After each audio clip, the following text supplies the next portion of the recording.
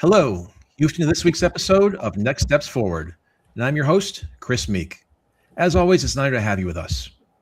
Next Steps Forward is committing to helping others achieve more than ever while experiencing greater personal empowerment and well-being. This year is the 25th observance of the September 11 terrorist attacks. I encourage you to visit the 9/11 Legacy Foundation website at the 911legacy.org. That's the 911legacy.org. To raise awareness about that important date in America's history, I'll be hosting a number of guests in the months ahead who lived through the attacks and or have been motivated by that day and its aftermath to act in the service of others. My very special guest today is Scott Strauss. Scott Strauss is a retired detective with the New York City Police Department and a former member of its elite Emergency Service Unit, the department's highly specialized team trained to respond to the most complex and dangerous situations. On September 11th, 2001, Scott was among the first responders who rushed the World Trade Center following the terrorist attacks that destroyed the World Trade Center towers in Manhattan and claimed 2,753 lives. Scott Strauss, welcome to Next Steps Forward. Thank you, Chris. Appreciate you having me. Scott, it's an absolute honor to have you here. You and I first connected a couple of years ago as we've been marching towards the 25th observance. And so, again, thank you for your time and for your service. And we're absolutely going to talk about one of the most extraordinary rescues of that day, locating and saving Port Authority police officers Will Jimeno and John McLaughlin. But I want to start by setting the scene for our audience, and especially those who are too young to remember 9/11. Where were you, and how that day began for you before everything changed? Great. Thanks, Chris. My day of September 11th started on September 10th. I was working midnights in the New York City Police Department in the Emergency Service Unit. I started on September 10th at 11:30 at night, worked through the night with police officer Ken Winkler, and relatively uneventful evening. A couple of incidents that we had to handle. 8 o'clock in the morning, 7 o'clock in the morning, the day tour comes in to relieve us. 8 o'clock in the morning is our end of shift. It was a beautiful, beautiful day. Then there wasn't a cloud in the sky. It was absolutely gorgeous. I wanted to get home. It was the first day that my two boys were going to be in school full time, and I actually could get some sleep.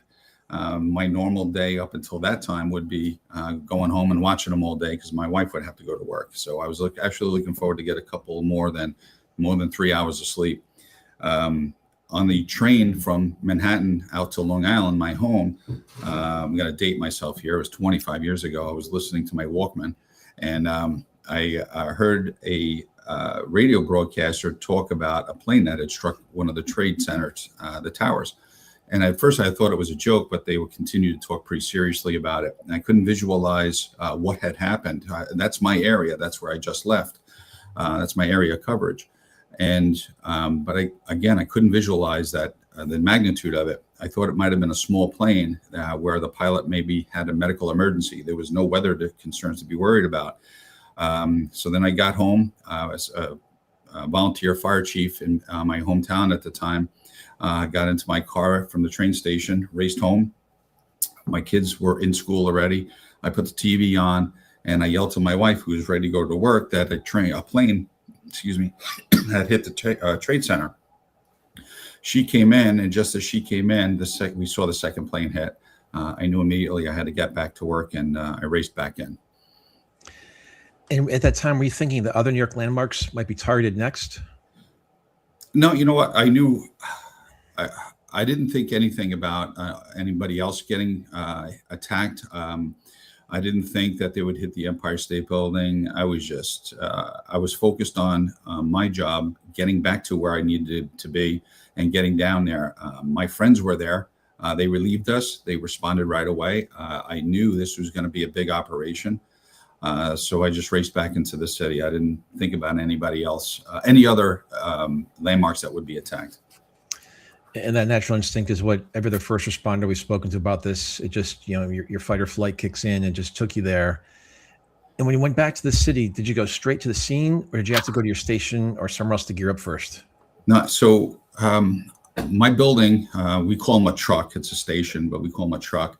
It's on 21st Street, East 21st Street. So it's not all the way downtown.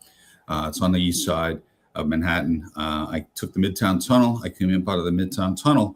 And I was, like I said, I was in my volunteer chief's car, and there were civilians in the street who were directing traffic, trying to get emergency vehicles through. Everybody was headed downtown. Oh, police cars, firefighters, ambulances, everything was headed downtown. So civilians were trying to help those emergency vehicles navigate traffic. It was just, excuse me, incredible to see.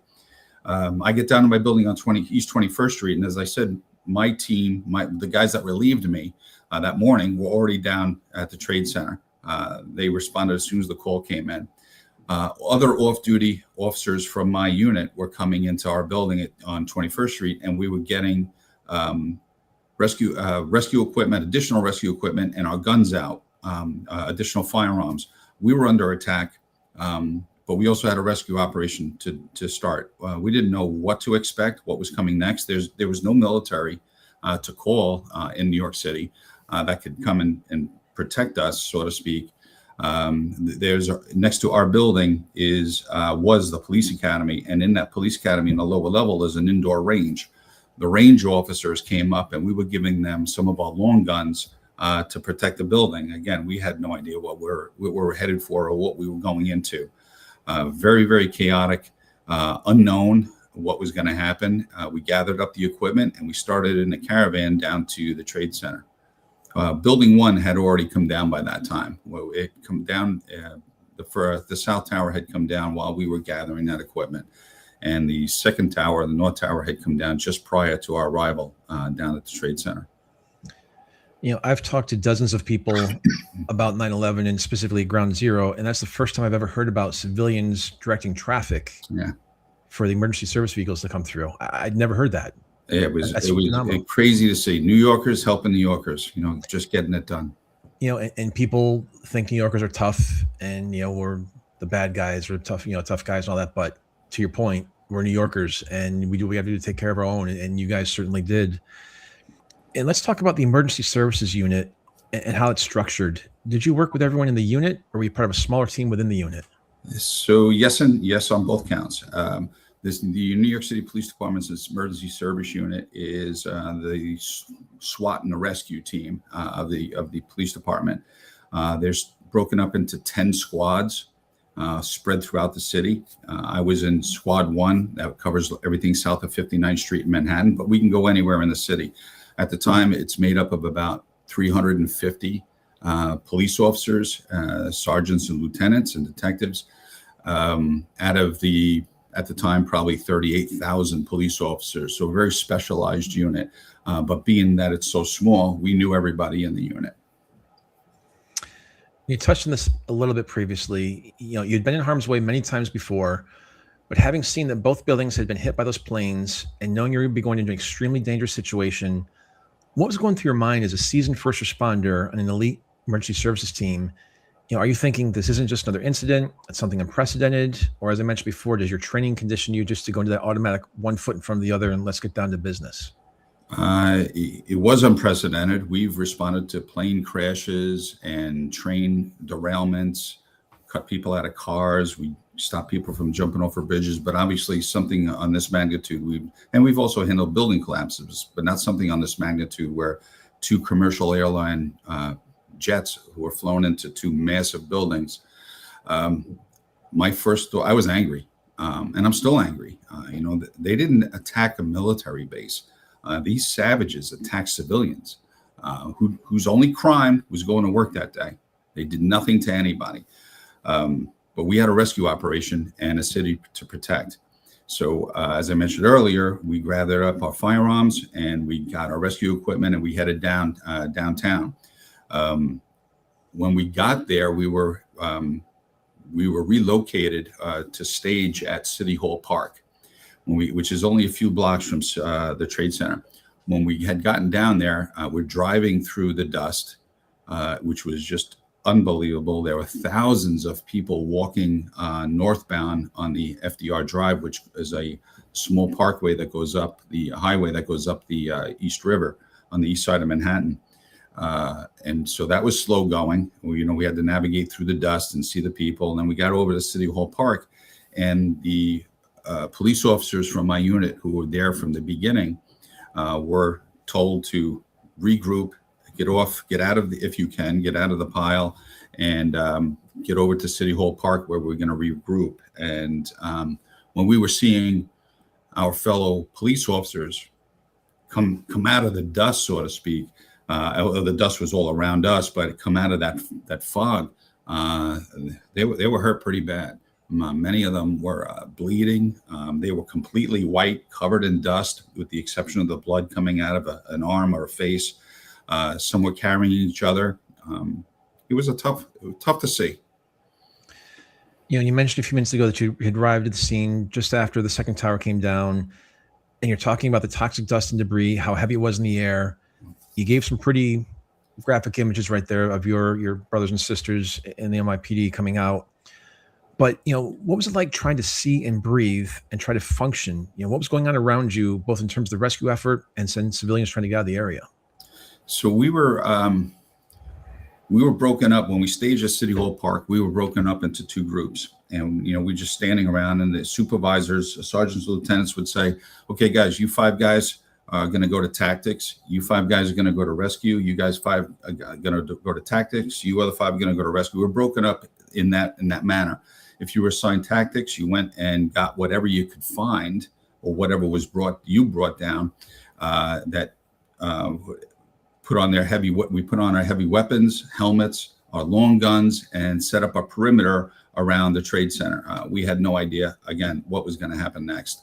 Those of us that were assigned to the rescue operation, we grabbed what rescue equipment we could. I had my gun belt on. I was in uniform. I put on a helmet. I put on a rope rescue harness and a air pack, the same that the firefighters wear. That's what my rescue team, what we did. And we were assigned a certain area of the trade center, what was the trade center, to start looking for civilians. And so we were on air when we were headed down. Like I said, City Hall Park is a couple of blocks away from the trade center. But as we got closer, naturally, the smoke and the dust is more intense. When we turned this one corner to Vesey Street, there was one of our big rescue trucks from the police department was burning. Smaller trucks were burning. Cars were crushed. It was just absolutely surreal.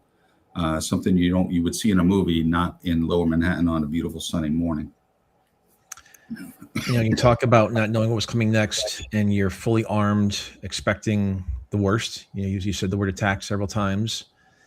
And my viewers and listeners have heard me. So I was at the American Stock Exchange, which is right next to Ten House, so across the street from the Trade Center. And to your point, so by the time I was able to get out, the second tower had collapsed, so you couldn't see, as 6 feet in front of you. And our escape plan was like, okay, if we go out here, take a south and go down to the Staten Island Ferry, take another left and hug the FDR, and then if another plane comes in, jump into the East River, and that was our escape plan. Yeah. And to your point also about not knowing what was going to happen, when we came out, again, you couldn't see anything, and we're hearing fighter jets fly overhead, and you have no idea whose they are. Exactly right, Chris. We heard those same jets, obviously, and we were thinking there were additional planes. Was it some country's military that was coming after us? Yep. Yeah, incredibly unnerving. And then there were points where, because of there was gunfire that was on the streets of Manhattan up above us, because we were crawling down into some of these openings and crevices that we could find. We were just digging into the pile. It turned out to be that some of the police officers were shooting out windows to get civilians out of these buildings. And we heard the gunfire, and we were, somebody attacking us on the ground. We having a ground war. We had no idea what was going on. We were hoping that those officers were doing what they could do up there, because the police officers' natural instincts is to run to that gunfire. But we had to find people who were in the building or trapped in the rubble. So we were hoping that they were doing their job so we can continue to do ours. And it was very, very unnerving. Never even thought of that, just hearing the gunfire randomly. And just to your point, what's going through your mind at that moment. Yeah. And that's why it's so important we tell these stories, because people don't know what people like yourself went through. And so that's why we have to tell these stories. 343 firefighters and 71 law enforcement officers were killed. There were thousands upon thousands of tons of smoldering rubble where the towers once stood. Did you and your team really believe that there might be survivors beneath the rubble? Absolutely, we did. There's a whole city beneath the Trade Center. We really did, honestly, for days, believe that we would find pockets of people alive, just trapped because of the rubble. They couldn't get out. They were in pockets of the air building and the lower levels. We honestly believe that we would find some of our coworkers with civilians, trying to keep them calm, trying to do what they can to survive and treat each other's wounds. But sadly, that wasn't the case. And to your point, for those who hadn't been to the World Trade Center prior to 2001, I used to work there. And so that, to your point, the whole lower city, it was like a big mall. There's restaurants, there's stores, there was a gym. And so that makes complete sense. Who determined that Will Jimeno and John McLaughlin were alive but trapped, and how'd they figure it out? Well, we went all through the day looking for survivors, and we're finding none that were alive. We were finding plenty of body parts, people who were deceased. What we saw haunts us to this day, but we weren't finding anybody that was alive. About just after 5 o'clock, Tower 7 comes down, collapses. At that point, the organized rescue effort was brought off the pile, which, by the way, I'll slide over for a second. We kept calling it the Trade Center. The Trade Center, in days past 9/11, became the pile, and then it morphed into Ground Zero. But we called it for the Trade Center. We were pulled off the rubble pile, and to regroup, see if we lost anybody else in that collapse. And while we were, this is, like I said, probably about 5:30 in the evening now, and I've been up since September 10th. That's about 6 or 7 o'clock at night. So I'm almost up at 24 hours, running or working off a straight adrenaline, as most of the rest of us were. We were told not to go onto the pile, but they didn't say anything. Our supervisor said you didn't mention anything about going around the buildings that were outside of the pile. So we started to do some searches in the buildings that were gouged out by the collapse of the towers on the south side of Liberty Street. And we came out of one of these buildings, and we climb over the pile of debris, and we climb into a window, and then we start searching the building. And we come out, and we write on the wall where we came out of, or on a piece of the building in the dust, we would write NYPD ESU and the date and the time, so that follow-up rescuers would know that the building was searched once, and they could search it again. As we were coming out of one of those buildings, a firefighter yelled over to us from the pile and said, "Hey, ESU, you got 2 cops that are stuck in the rubble over here. You got to get them out." And we said, "Where are they?" And so they just pointed in a general direction and towards the center of the pile. So we started climbing over the debris, jumping from I-beam to I-beam to get to, police officer Greg Welch from my unit was in front of me. He fell down, sliced his leg up pretty good. I stopped. I'm like, "Craig, you okay?" He's like, "Yeah, just go get those guys and get out of there."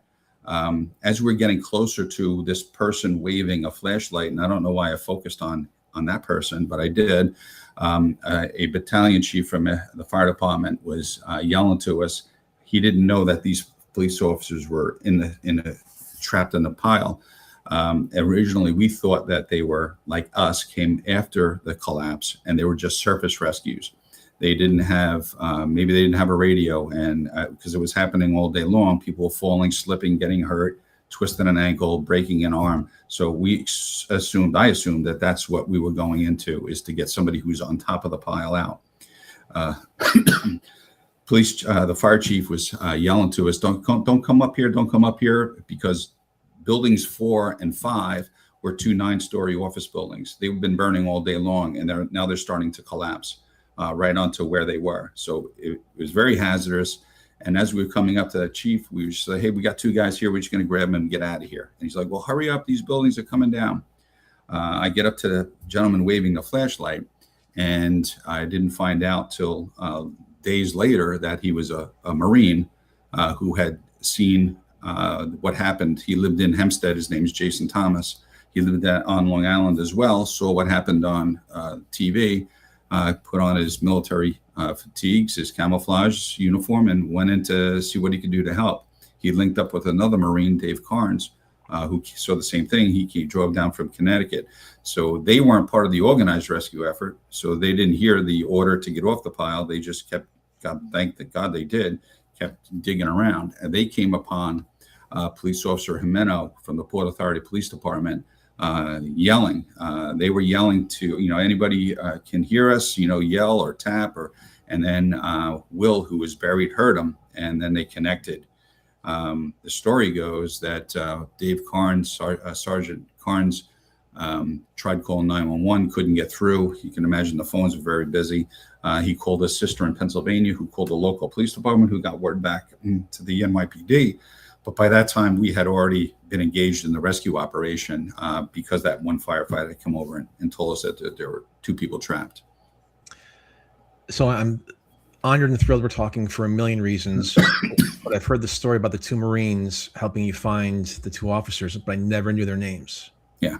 Can you say their names again, please, for our listeners? Sure. Jason Thomas and Dave Carnes. And Jason Thomas, once we got on the scene, I climbed into a hole. And I didn't know he was a former. I didn't know he was a Marine. People ask me, well, what did he look like? I have no recollection of that. I just came up because it was so smoky and so dusty. I just came over to that person waving that flashlight, and I said, "Hey, what do you have here?" And he goes, "I got 2 cops in that hole." So I jumped down and I climbed into this hole that was probably about the size of a manhole, and I had my gun belt on, my rope harness, my air pack on. Jason Thomas went on looking for other people. And I didn't find out who that was, that it was somebody dressed in the military clothing until days later. And there was, Jason Thomas is, 2 first names, so to speak. So the Port Authority Police Department tried to hunt him down and find him, and they couldn't. It wasn't until the movie, The World Trade Center, was coming out, and it was literally days before the premiere, that Jason Thomas surfaced. And I was asked by the producers of the movie to call this person who claimed to be Jason Thomas, the Marine, one of the 2 Marines, to verify it was him. And it was him because we had a conversation. He knew what I said, and I knew what he said when I first approached him. An unbelievable guy. That's incredible. You've talked about, going over to, by City Hall, to prepare for the rescue. What was involved, if anything, in assessing the situation and deciding what to do? So like I said, we've handled building collapses before, certainly not on this magnitude, but it was basically the same. All right. It's unstable. It's very, very dangerous. The fires are burning out of control when they burned for months. So, all right, guys, heads up, do what you can and find people. There's got to be people that were alive. So we were assigned certain areas, and you couldn't say go to the corner 3rd and Main Street because it didn't exist. It was just big piles of rubble. So they just said, hey, go into this pile. Your team has this area, that team has this area, and just try to find some people who are alive and trapped and do what you do best. And like I said, the tactics team set up a perimeter around to, God forbid, defend us militarily, which was even crazy to say. How was it that Will and John weren't crushed and killed immediately? I don't know. They're there, but for the grace of God, they were a team of 5. They started out as a team of 5. The towers came down. 3 of them survived: Will, John, and Dominic Pizzullo. Dominic Pizzullo digs himself out of the pile, was going to go to the surface and try to get some help. Sergeant McLaughlin said, "No, you got to get Will out. They'll never find his way back." And I believe that to be the truth. If Dominic did go topside out of that pile, like I said, there was no address to give. It was literally just a pile of rubble, a massive pile of rubble. So I don't think he would have been able to get back to find Will and John in that massive amount of rubble. So Dominic stayed to try to dig Will out. And then the second tower came down, and a large cement slab came through this opening above Will and crushed Dominic up against a wall, what was left of a wall. It hit him right in his stomach, and he bled out during the day, right in front of Will. Did you have any sense of the moment when you got there of how deep they were or how difficult it would be to reach them? When I dropped into that one hole, Jason Thomas was above it. I dropped into that one hole. So, David Carnes, the other Marine, was in that hole already. And he says, I could see a hand, but I can't get to him from here. Patty McGee, one of my partners that I was working with that day, he comes in behind me, and a former paramedic, Chuck Sirica, comes in. He was another guy that saw this thing unfold on the news and just decided to help. Where he came from, I don't know. He did an unbelievable job, though. The four of us were in this hole, including the Marine. And since Chuck didn't have any equipment on, he just had a shirt that said paramedic on the back of it. And I didn't know him at all, and I didn't know the Marines, obviously. But he sees a little opening on the side, and he crawls down, and he yells back to us that you can get to them from here, get to him from here, but you're not going to be able to fit with your equipment on. So I took off my air pack, passed it up out of the hole, and I took off my gun belt. And I know my gun belt is not going to help me. I'm going into a rescue, but a cop never gives up his gun. And I knew I had this overwhelming feeling at that point that I'm going to die in this hole. As I'm crawling down on an angle about 20 feet, we're going around twisted I-beams, hot I-beams from the fire. The smoke is incredible. The dust is still there. I'm saying to myself, I'm apologizing to my two boys for getting myself killed. I asked them to take care of Mom, make me proud, and continued on. We get down about 20 feet, and we hit this one wall and turned to the left a little bit, squeezing through the tiniest of openings, and twisting around and climbing over and under these I-beams and debris. And we see Dominic Pizzullo. Dominic, as I said, he bled out. He's crushed up against this wall. And we go down 20 feet, come back across around about 10. And then Will is another 20 feet or so back in like a horseshoe shape. And the only thing that you could see out of Will is his face, his right arm, and part of his right side. He looked like he was poured out of a dump truck. He kept talking about his partner. You got to get to my partner. You got to get to my partner. And we thought he was talking about Dominic. And we didn't want to tell him that Dominic's dead. If he believed that he was alive, I'm not telling him he's not.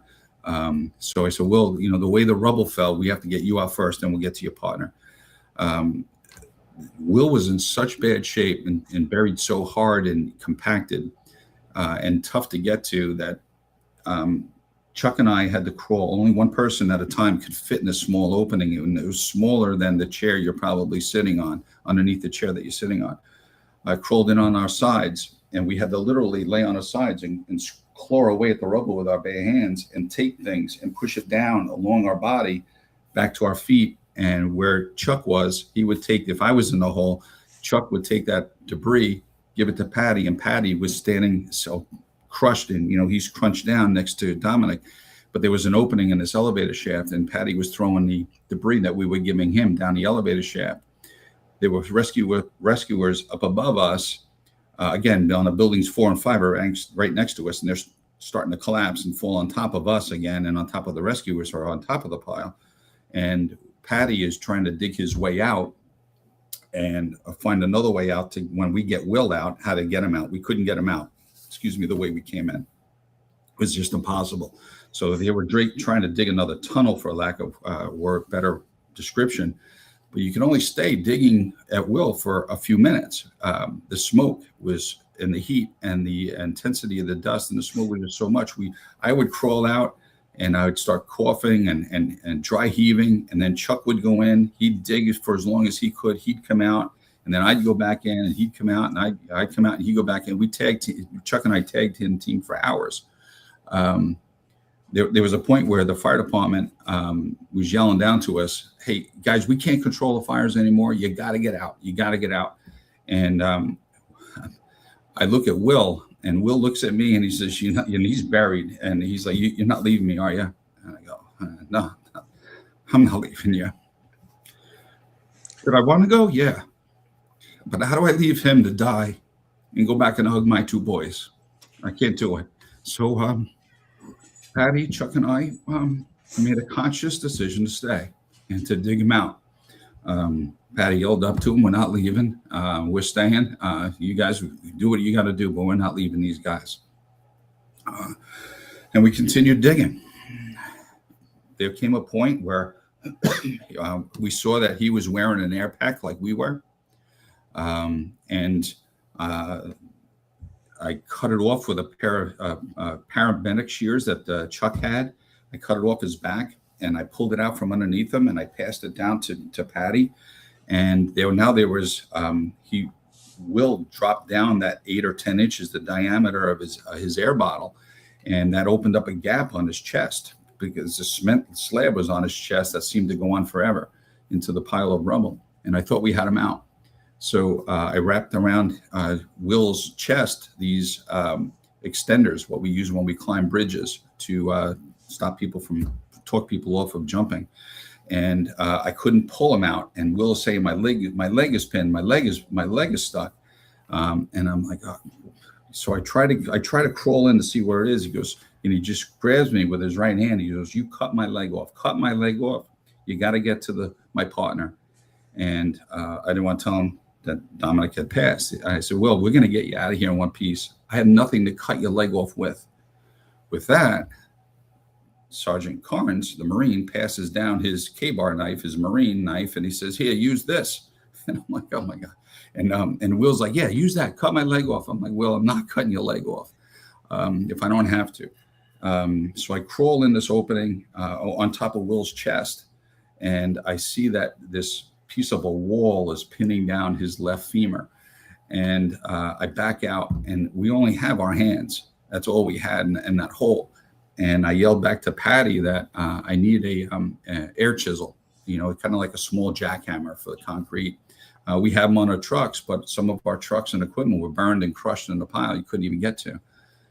So he asked what about airbags? I said, "No, they're too big. I can't fit them in this opening." And so what about a Hearst tool, a Jaws of Life? I said, "No, they're too big. I can't get them. The generator, the pump's not going to fit down here." And then somebody yells down, "What about a battery operated set of Jaws of Life?" And I had not seen one of those before. They were just coming into existence. And I said, "Well, if you think it's going to fit, I'm going to try it." So they passed down this battery operated set of Jaws of Life.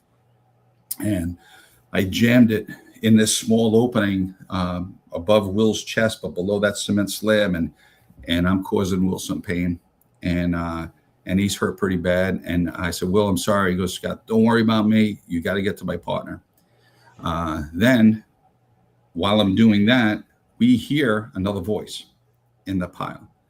And he says, "How are you guys doing?" And I go, and I'm perplexed. I go, "Who's that?" And Will's like, "That's my partner. Who do you think I was talking about?" And I said, "I thought you were talking about him." He goes, "No, that's Dominic. He's dead." So John McLaughlin was buried further in this pile, and he was either fading in and out of consciousness or just leaving us to do our job. Being the fantastic individual that he is, I had known him through our joint training sessions with the Port Authority Police Department and New York City Police Department, and my partner in the police department grew up with him as kids. So I knew of him, and I knew I had met him. So I said, "John, it's Scott, we'll get you out as soon as we get Will." He says, "Just focus on Will. Just focus on Will." So that became real. I wasn't lying to Will about his partner. I get the jaws in place where I think it's going to work. And I crawl back out and I tell Patty and Chuck, I said, "Get out of here. I have no idea what's going to happen when I move the Jaws of Life and I operate them. If this piece of wall that's pinning down Will's leg, if it's going to cause an additional collapse and have everything come down on top of us, or he's going to get out." Patty and Chuck refused to leave. They said, "No, we're not leaving without you." And Will says, "Stop talking and get me out." So I crawl back into this opening, and I'm literally in this little tiny opening. I jam myself in, and I don't know how Will could breathe with me laying on top of him, but I'm laying across this chest. And I said, "Will," I said, "whatever happens here happens, but there's 1,000 people up above us that know exactly where we are, and they'll start digging for us right away." And for the second time, I apologized to my kids and my wife for dying. But we didn't have a choice. So operated the tool, the jaws spread, but the throw wasn't big enough. I crawled back out. I'm pissed off. Chuck says, let me see what I could do. So he goes back in there. He readjusts it and gets it in the right spot. He crawls back out. He says, all right, try it here. So now this time, Will's again saying to cut his leg off. He says, Scott, stop messing around. Cut my leg off. I could live without a leg. If you don't get to the sergeant, he's going to die.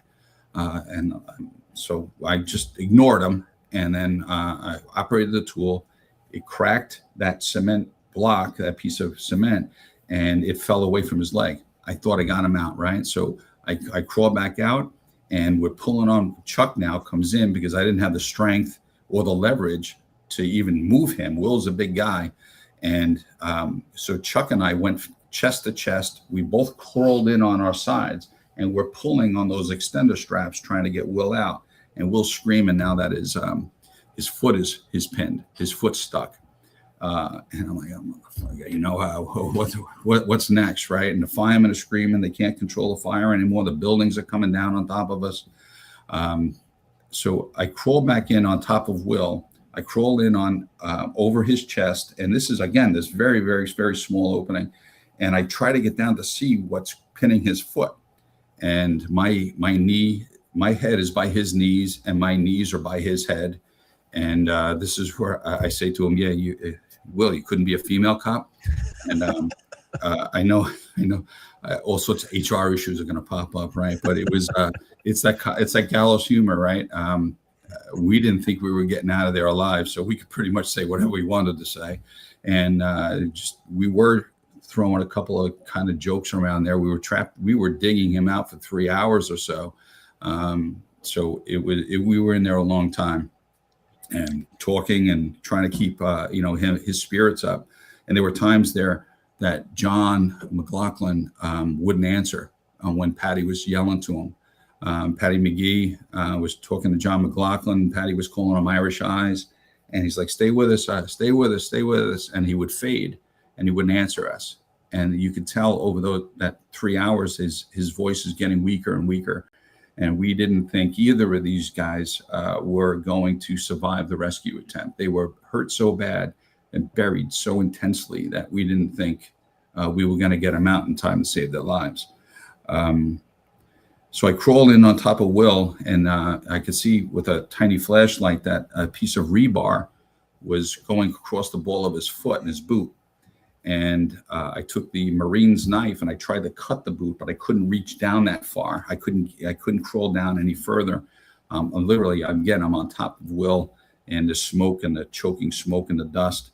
And I yelled back to Patty, and I said, find me something, Patty. I explained to him what the situation was.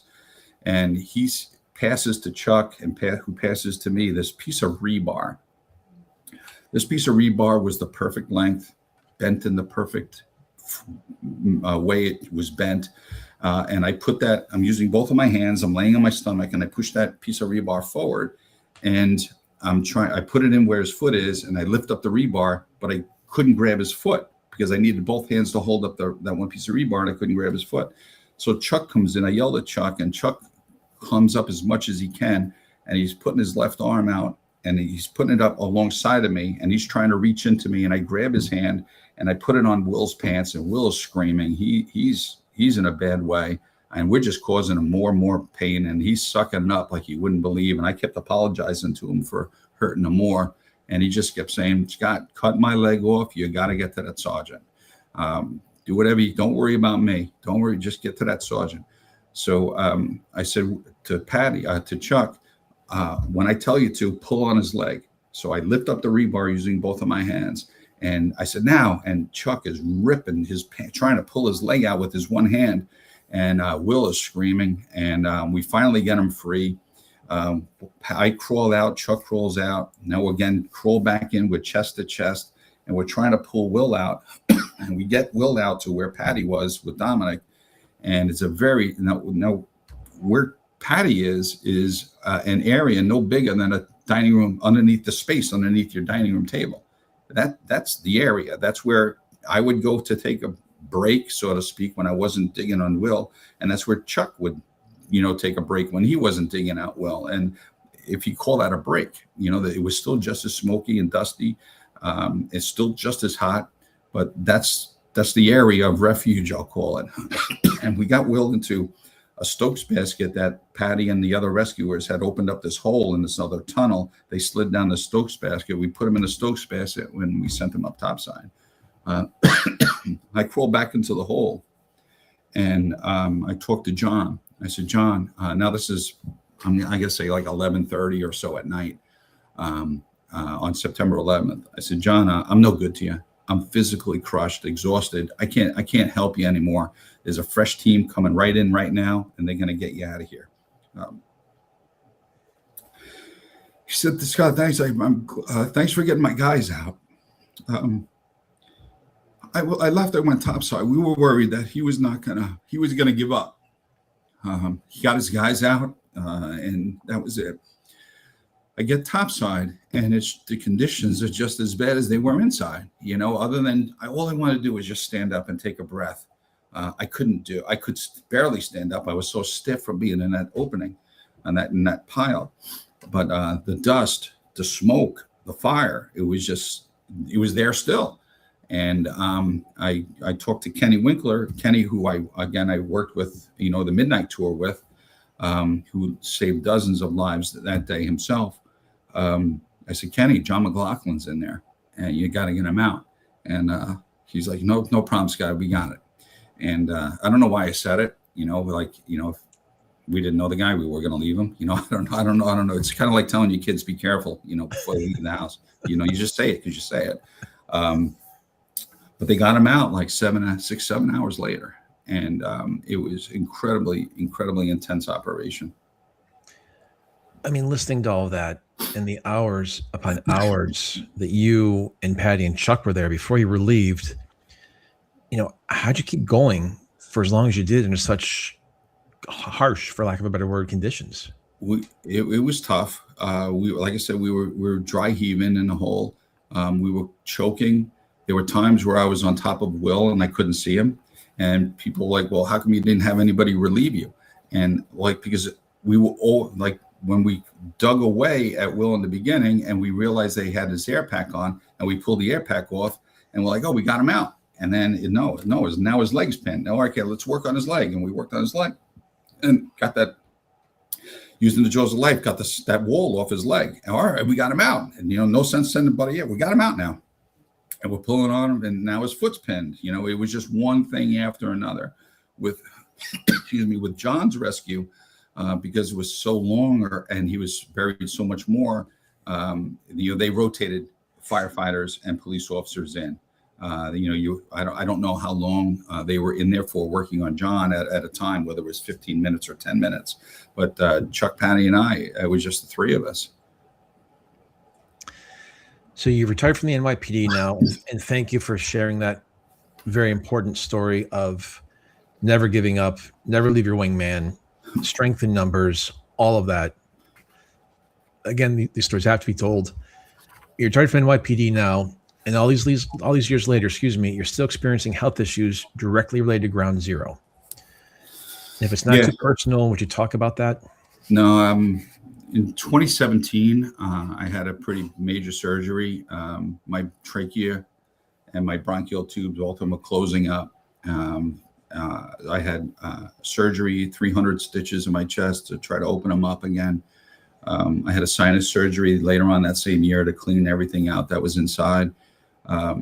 My lungs are what they are. I'm on inhalers and pills all day long, every day. The longer I talk and I was just sucking on my inhaler before we started the interview.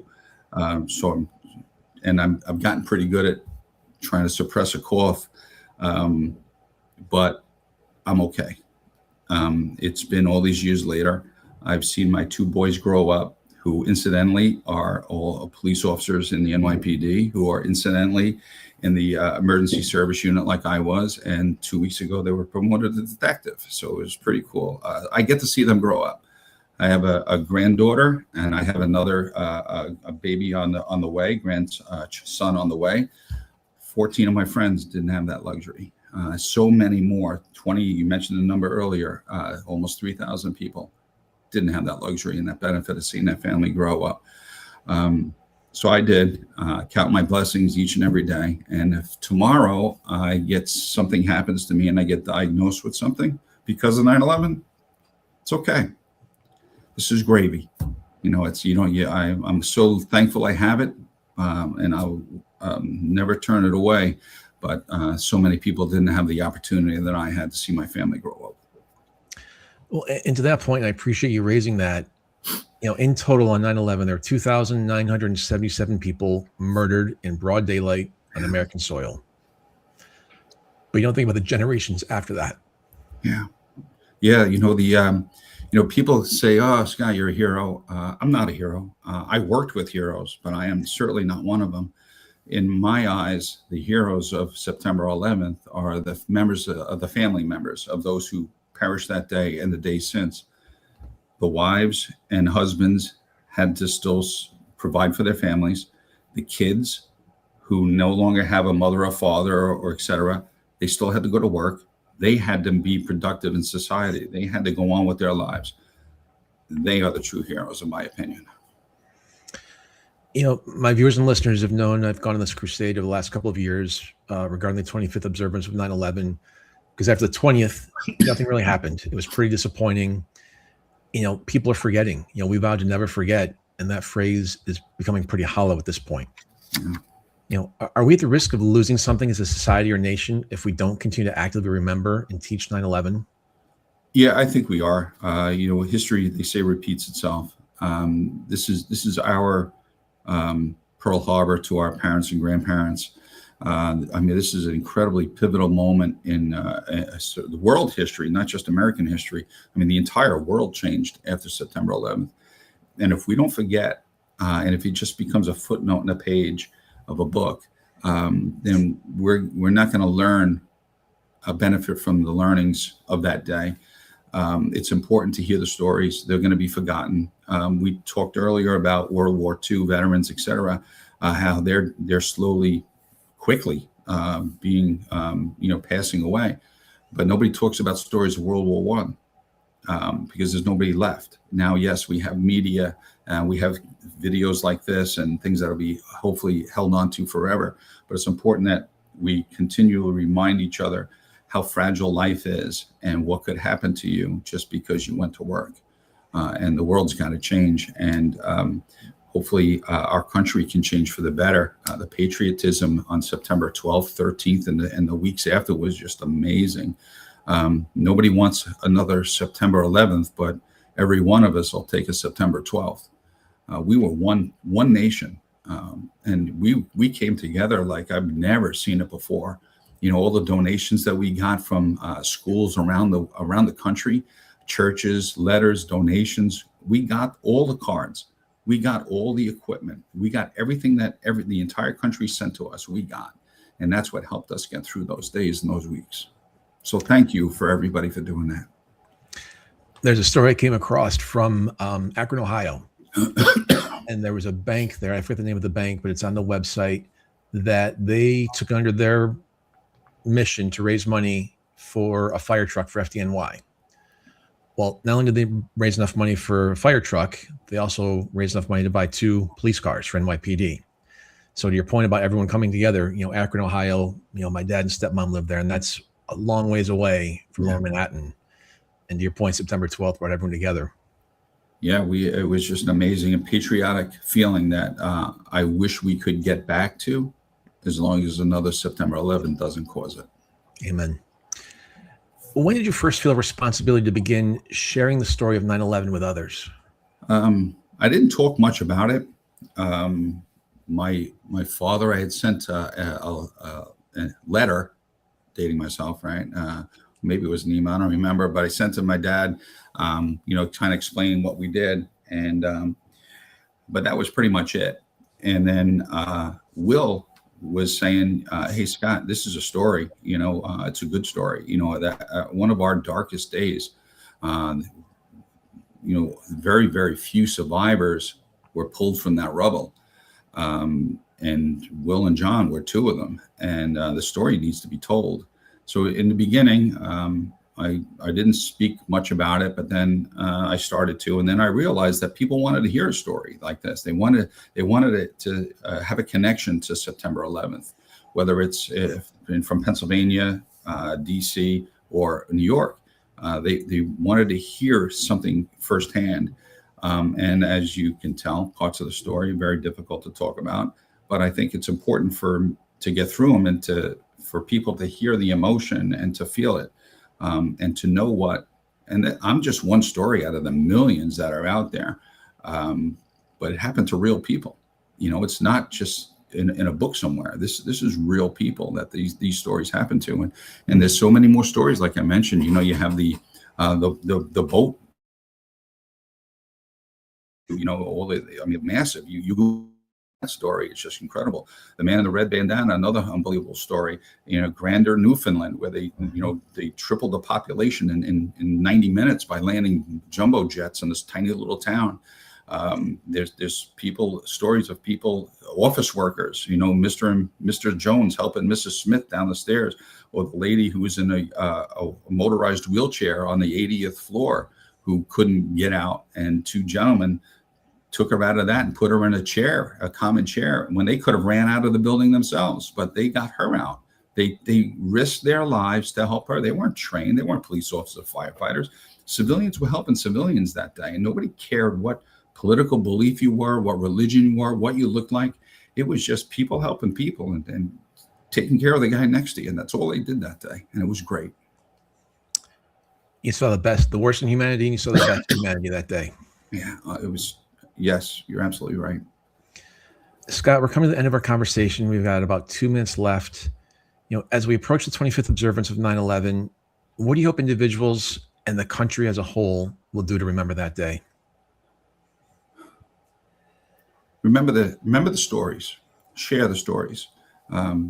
People in our age, people who were old enough to remember where they were that day, share the stories with your family. If you were 7 years old, hey, you were in school, what were you thinking? People want to hear my story. I want to hear those stories. So what was going through your mind, Chris? You said you were in Lower Manhattan, but maybe your family who lived in Ohio. What were they going through? What were they thinking? Oh my God, thank God I don't live in New York. Or, were they, obviously they were compelled to, do something, and they got money together and donated fire trucks and police cars. But tell those stories. Remember what happened that day so we don't repeat it. Do whatever we can to support our military, our first responders. They are literally our first line of defense. So when you see a police officer, you see a firefighter, you see a military person, current or former, just say thank you. Those two words will mean the world to them. Scott Strauss, thank you so much for being with us today. I really appreciate your time and your service and sacrifice. Thank you, sir. It's been an honor. The honor is mine, Chris. Thank you very much. I'm Chris Meek. We're out of time. We'll see you next week, same time, same place. Until then, stay safe